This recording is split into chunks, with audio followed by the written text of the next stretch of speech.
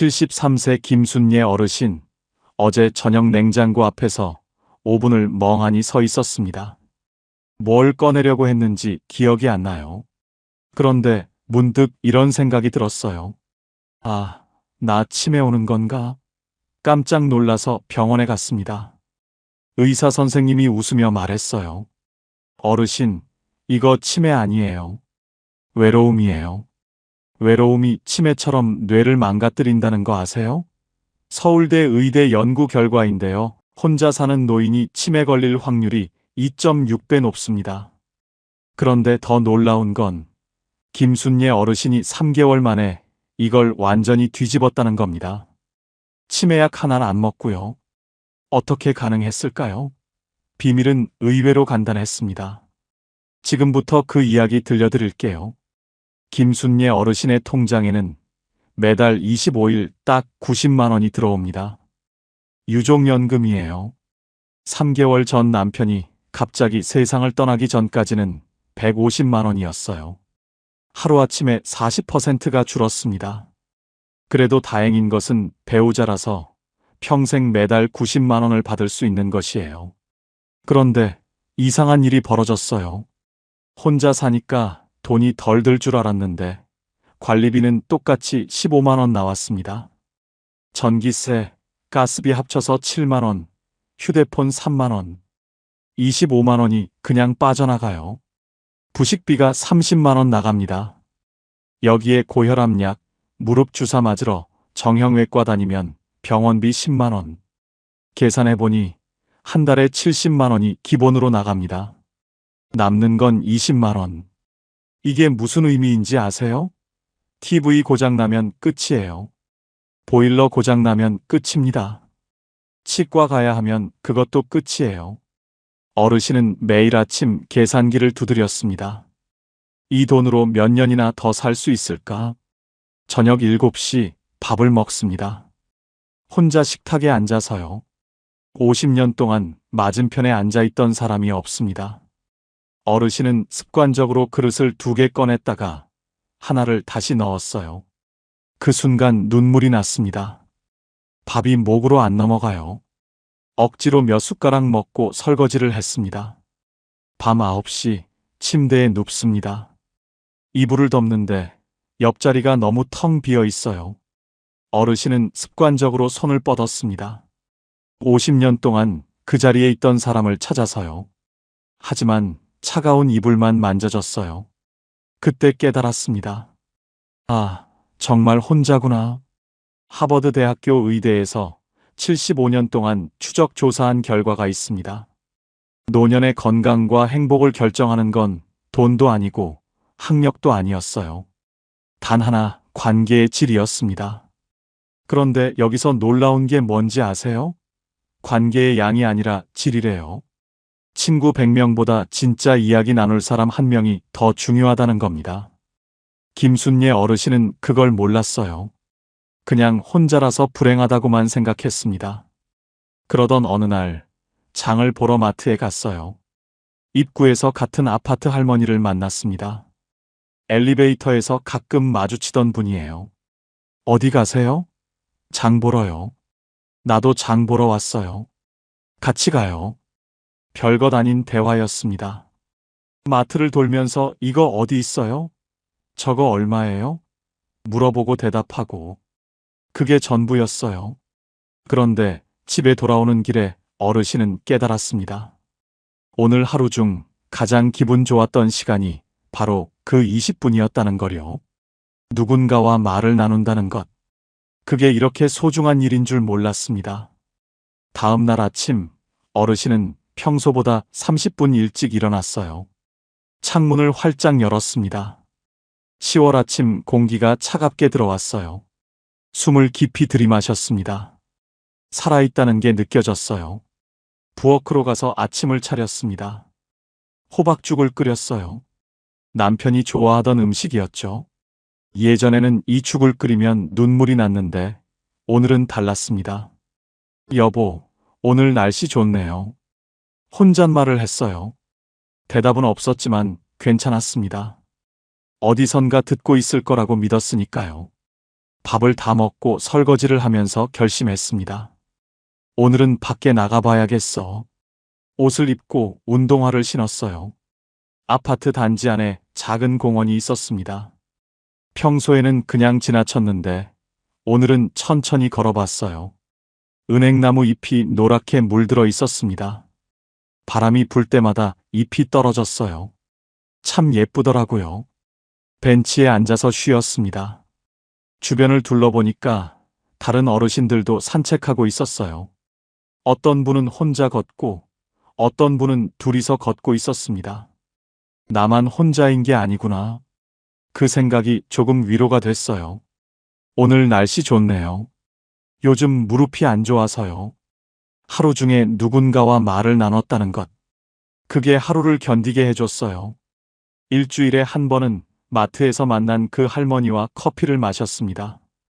복지관 1층에 있는 카페에서요. 아메리카노 한 잔에 1,500원이었어요.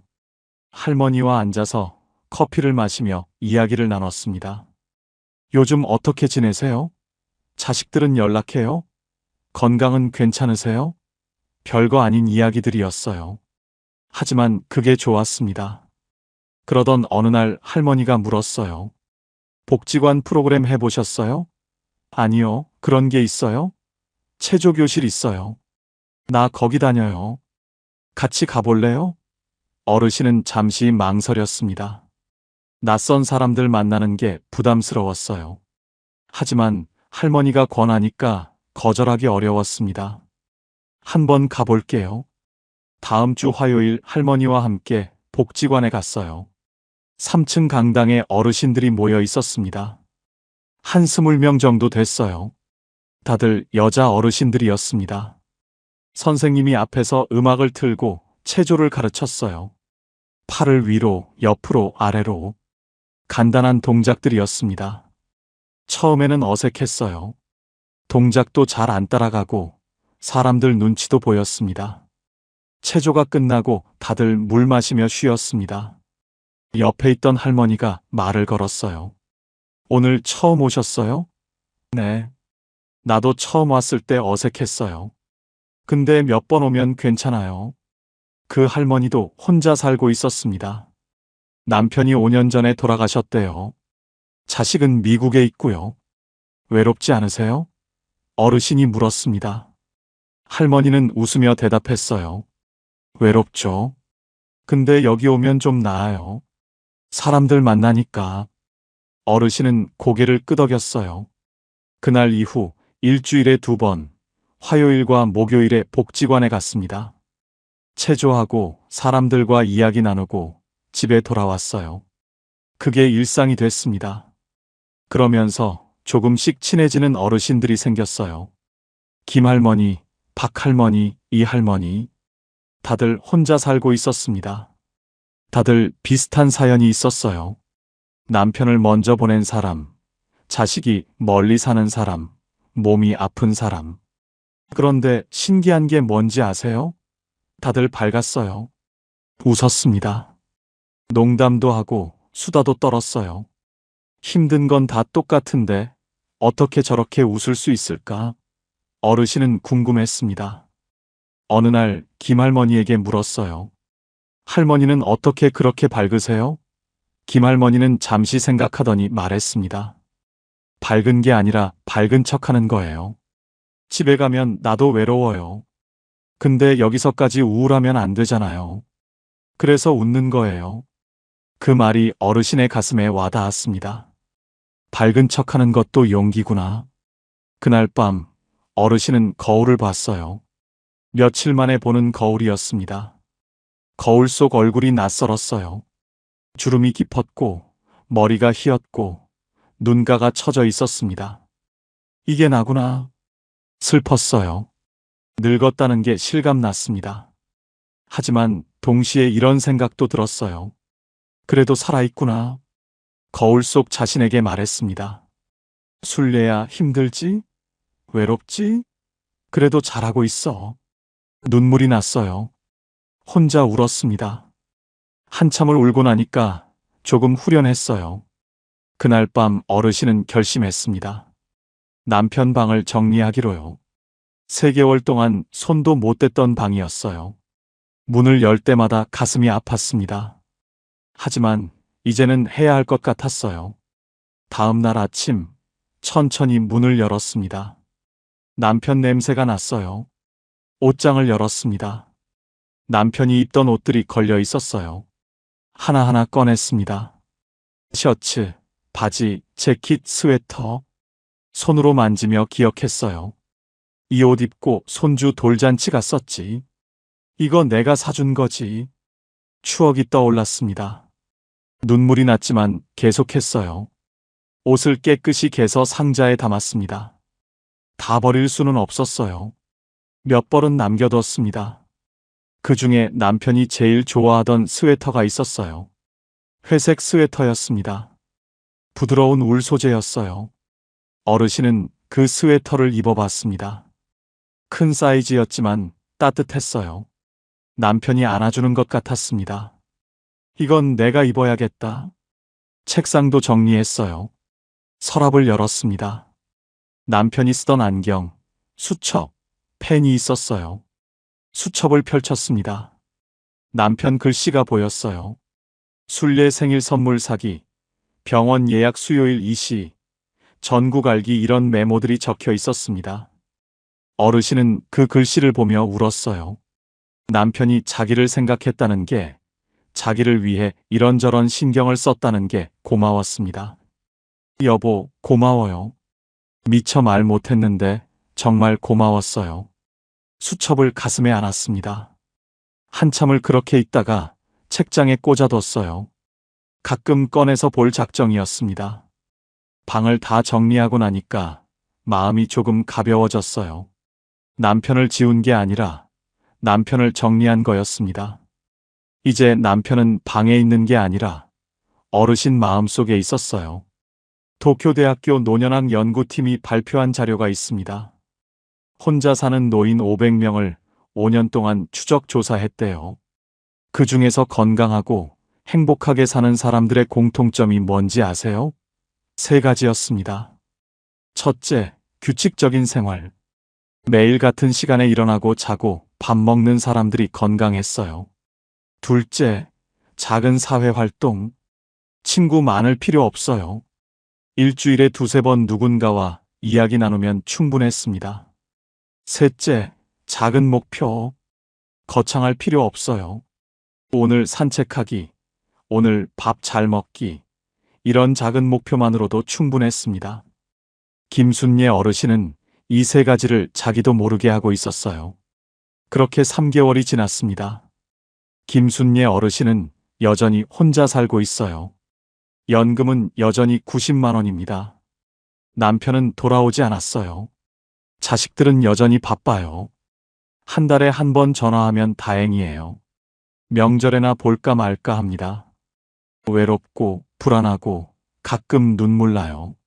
하지만 예전과는 다릅니다. 이제는 혼자 사는 법을 알아요. 외로움과 함께 사는 법을 배웠습니다. 외로움은 없앨 수 없다는 걸 깨달았어요.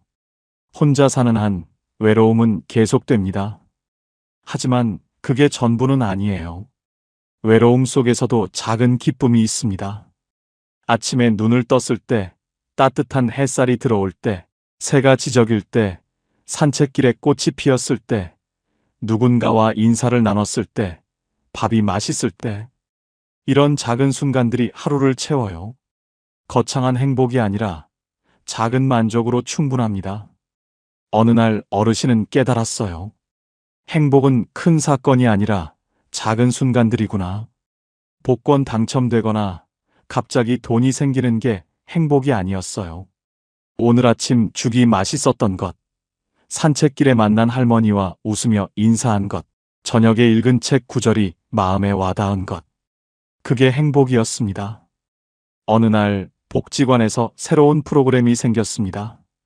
노래교실이었어요. 박할머니가 같이 가자고 했습니다. 나 노래 못해요. 괜찮아요. 다들 못해요. 그냥 재미로 하는 거예요. 어르신은 따라갔어요. 노래방 기계가 있었습니다. 트로트를 불렀어요. 남진, 나훈아, 패튀김. 옛날 노래들이었습니다. 어르신도 아는 노래였어요. 처음에는 부끄러웠습니다. 사람들 앞에서 노래 부르는 게 쉽지 않았어요. 하지만 다들 박수 쳐주고 웃어줬습니다. 어르신도 용기를 내서 한 곡 불렀어요. 울고 넘는 박달재를 불렀습니다. 남편이 좋아하던 노래였어요. 노래를 부르는데 눈물이 났어요. 가사가 슬펐습니다. 하지만 참고 끝까지 불렀어요. 노래가 끝나자 모두 박수쳤습니다. 잘하셨어요. 목소리 좋으세요. 칭찬을 들으니까 기분이 좋았어요. 오랜만에 느끼는 감정이었습니다. 그날 밤 집에 돌아와서 어르신은 생각했어요. 오늘 참 좋았다. 노래 부르는 게 이렇게 즐거운 일인 줄 몰랐습니다. 다음 주에도 가야겠다고 생각했어요. 그렇게 노래교실도 다니기 시작했습니다. 일상에 작은 변화들이 생겼어요. 월요일과 수요일에는 산책, 화요일과 목요일에는 체조교실, 금요일에는 노래교실, 주말에는 집에서 쉬거나 도서관에 갔습니다.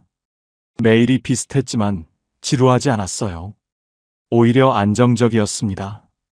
예측 가능한 일상이 평화를 줬어요. 어느 날 문득 깨달았습니다. 나 요즘 웃고 있네. 거울을 보니까 표정이 밝아져 있었어요. 주름은 여전했지만 눈빛이 달랐습니다. 생기가 돌았어요. 미국 예일대 연구팀이 50년 동안 추적 조사한 연구가 있습니다.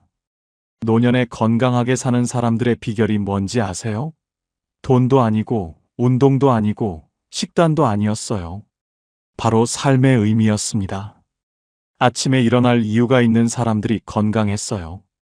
거창한 이유가 아니어도 됐습니다. 오늘 복지관 가는 날이야. 오늘 친구 만나는 날이야.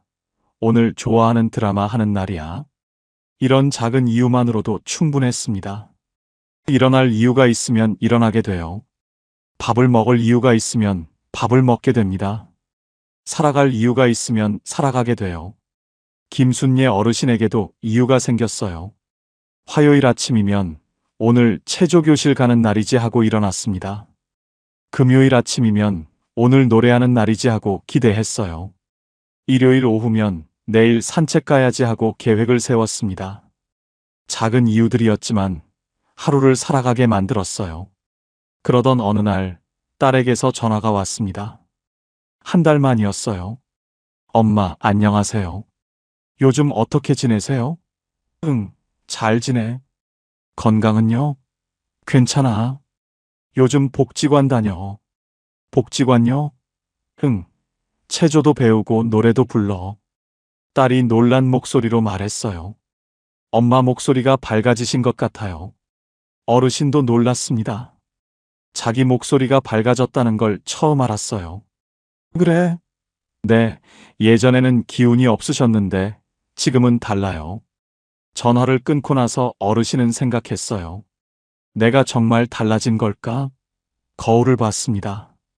얼굴은 똑같았어요.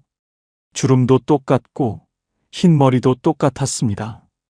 하지만 뭔가 달랐어요. 표정이 달랐습니다. 눈빛이 달랐어요. 나 좀 밝아진 것 같네. 여보, 나 이제 괜찮아진 것 같아. 당신 없이도 살 수 있을 것 같아. 미안해. 하지만 고마워. 당신 덕분에 여기까지 왔어. 일기를 쓰면서 눈물이 났어요. 슬픈 눈물이 아니었습니다. 감사한 눈물이었어요.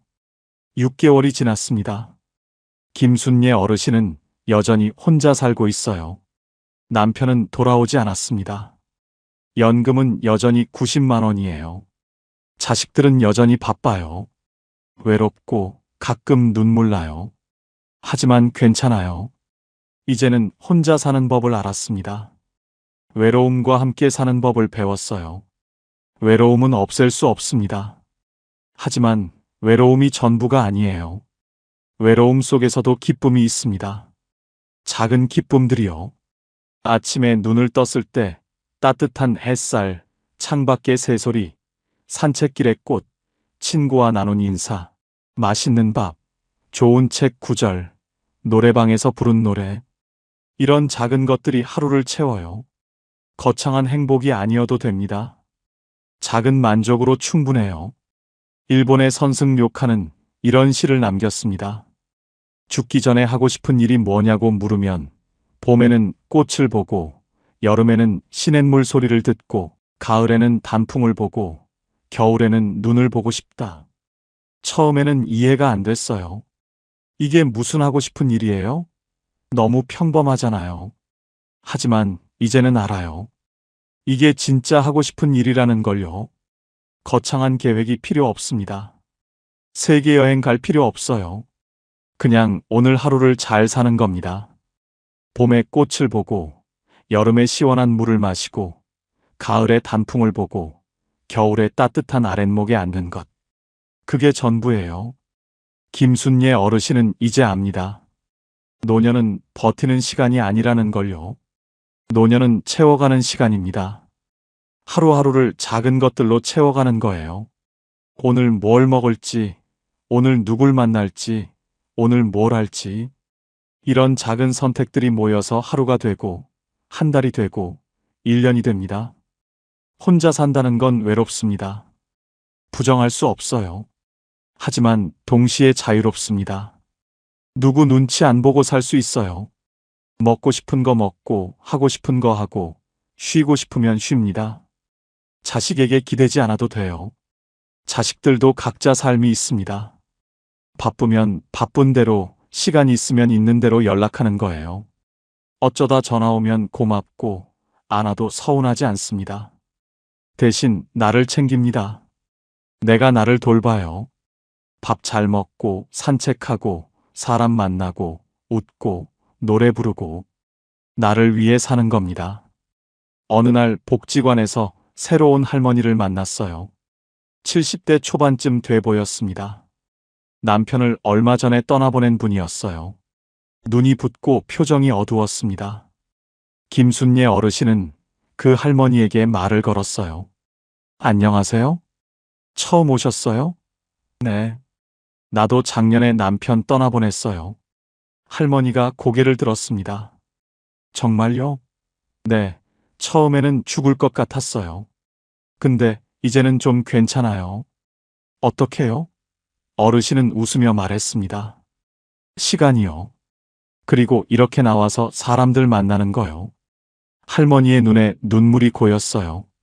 저도 괜찮아질 수 있을까요? 그럼요. 저도 그랬는데요, 뭐. 처음에는 안 믿어졌지만 정말 괜찮아져요. 완전히 괜찮아지는 건 아니에요. 여전히 외롭고 가끔 눈물 나요. 근데 그래도 살만해져요. 할머니는 고개를 끄덕였어요. 고맙습니다. 괜찮아요. 우리 같이 체조해요. 그날 어르신은 그 할머니 옆에서 체조를 했습니다. 동작을 알려주고 격려했어요. 잘하시네요. 이렇게 하면 돼요. 체조가 끝나고 같이 커피를 마셨어요. 할머니가 자기 이야기를 했습니다. 남편 이야기, 외로움 이야기. 어르신은 들어줬어요. 고개를 끄덕이며 공감하며 들어줬습니다. 그날 밤 집에 돌아와서 어르신은 생각했어요. 누군가를 위로할 수 있다는 게 이렇게 좋은 일인 줄 몰랐네. 자기만 힘든 줄 알았는데 다른 사람도 힘들었어요. 자기만 외로운 줄 알았는데 다른 사람도 외로웠습니다. 그리고 자기가 누군가를 도울 수 있다는 게 놀라웠어요. 나도 쓸모 있는 사람이구나. 그 생각이 기분을 좋게 만들었습니다. 다음 주에도 그 할머니를 만났어요. 복지관에서요. 할머니가 먼저 반갑게 인사했습니다. 어르신, 어르신도 웃으며 인사했어요. 안녕하세요. 오늘 기분이 좀 나아 보이네요. 네, 지난주에 어르신 말씀 듣고 용기가 났어요. 그렇게 둘은 친구가 됐습니다. 체조 교실 끝나면 같이 커피를 마셨어요. 서로의 이야기를 나눴습니다. 힘든 것도 이야기하고 좋았던 것도 이야기했어요. 누군가 내 이야기를 들어준다는 것, 그게 큰 위로였습니다. 어느 날 그 할머니가 물었어요. 어르신은 요즘 행복하세요? 어르신은 잠시 생각했습니다. 행복한가? 글쎄요. 여전히 외롭고, 여전히 빠듯하고, 여전히 불안해요. 하지만 불행하지는 않습니다. 행복하다기보다는 괜찮아요. 그리고 그걸로 충분해요. 할머니가 고개를 끄덕였어요. 그 말이 위로가 돼요. 꼭 행복해야 하는 건 아니구나 싶어서요. 그럼요. 그냥 괜찮으면 돼요. 괜찮게 사는 것도 잘 사는 거예요. 두 사람은 웃었습니다. 그날 밤 어르신은 침대에 누워서 하루를 되돌아봤어요. 오늘도 괜찮은 하루였습니다. 아침에 일어나서 밥을 먹고 산책을 하고 복지관에 가서 친구를 만났어요. 저녁에 집에 와서 밥을 먹고 책을 읽었습니다. 평범한 하루였어요. 특별한 일은 없었습니다. 하지만 나쁘지 않았어요. 오히려 좋았습니다. 70대가 넘어서야 깨달은 분들이 한결같이 말씀하셨습니다. 혼자 사는 법을 진작 알았더라면 얼마나 좋았을까? 하지만 지금 이 이야기를 들으신 여러분은 다릅니다. 여러분은 그들보다 앞서 있습니다. 당신은 오늘도 살아냈습니다. 아침에 일어났고 밥을 먹었고 하루를 보냈어요. 그것만으로도 대단한 겁니다. 스스로를 인정해 주세요. 칭찬해 주세요. 나는 잘하고 있어 하고 말해 주세요. 당신은 충분히 잘하고 있어요. 내일도 눈을 뜰 겁니다. 또 하루가 시작될 거예요. 10년 후, 20년 후, 당신이 여전히 건강하게 웃고 있을 이유는 바로 오늘, 당신이 내린 이 작은 선택들 때문일 겁니다. 오늘을 살아냈으니 내일도 살아낼 수 있어요. 당신은 소중한 사람입니다. 살아있다는 것만으로도 의미가 있어요. 오늘도 내일도 여러분이 행복하시길 진심으로 응원합니다.